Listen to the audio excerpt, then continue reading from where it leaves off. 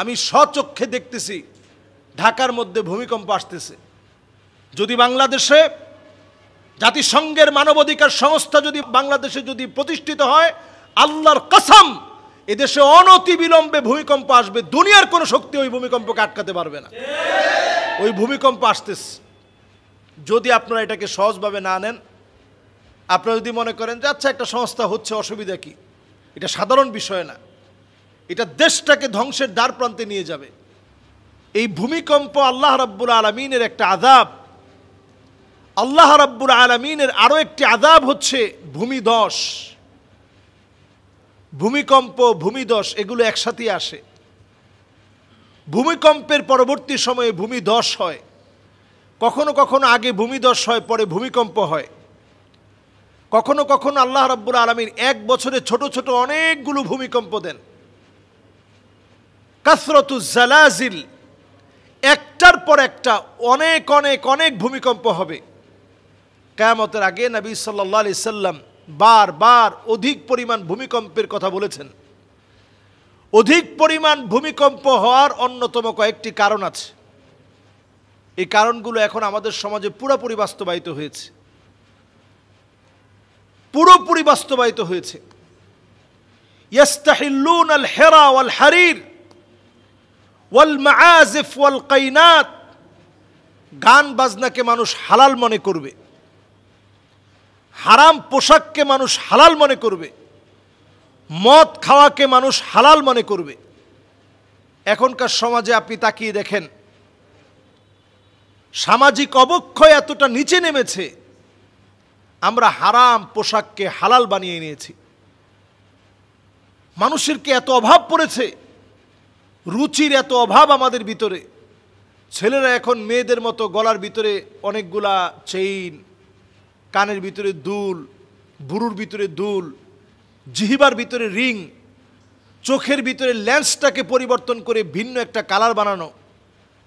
আবার মেয়ে সাজার যত উপকরণ আছে, মেকআপ টেকআপ দেওয়া, ফাউন্ডেশন দেওয়া, এগুলো সব দিয়ে বিভিন্ন রকমের ডিজাইনে একেবারে মেয়েদের পোশাক পরে হাঁটাকে এখন আমরা আধুনিকতা বলে মনে করছি।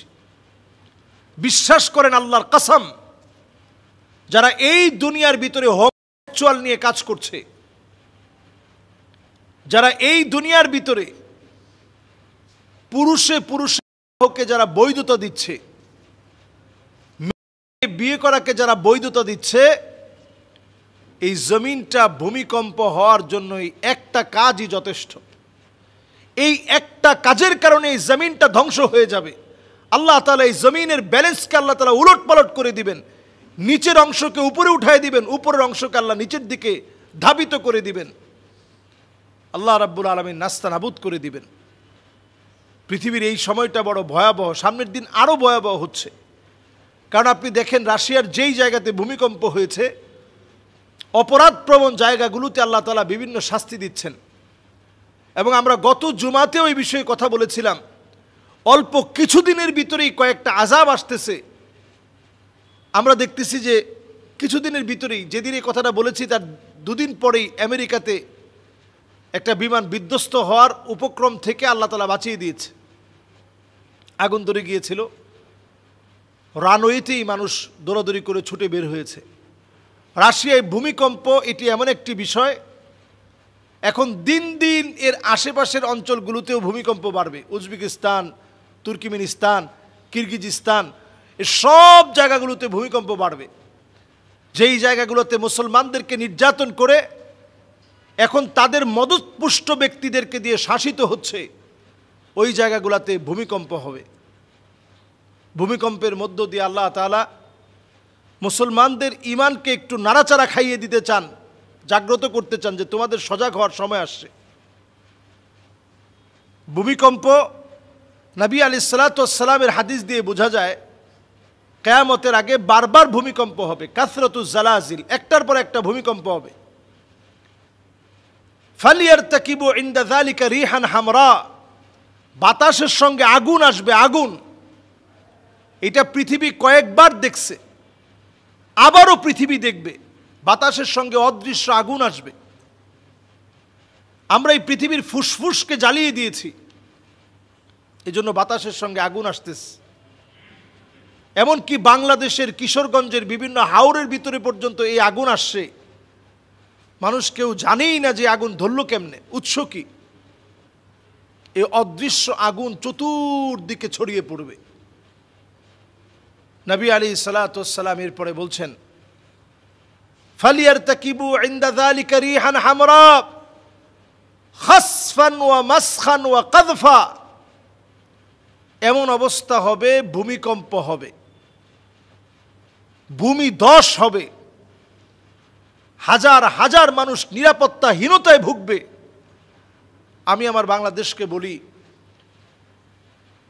যেই ভূমিকম্পটা রাশিয়াতে 8.7 মাত্রার একটা ভূমিকম্পের কারণে ভয়াবহ অবস্থার দৃশ্য আমরা দেখছি, এইরকম একটা ভয়াবহ ভূমিকম্প যদি বাংলাদেশে হয়, আমাদের দেশের নাম নিশানা মুছে যাবে।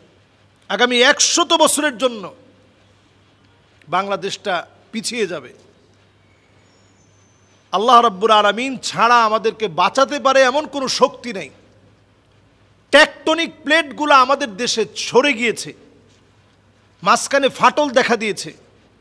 ভূমিকম্প শুধু রাশিয়ায় না, অচিরে আপনারা খবর নিবেন, খবর পাবেন ভারতে একটা,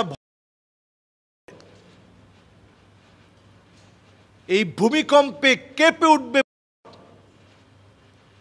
এবং ভারতের বিভিন্ন দিক একেবারে মূল দিক থেকে বিভক্ত হয়ে যাবে।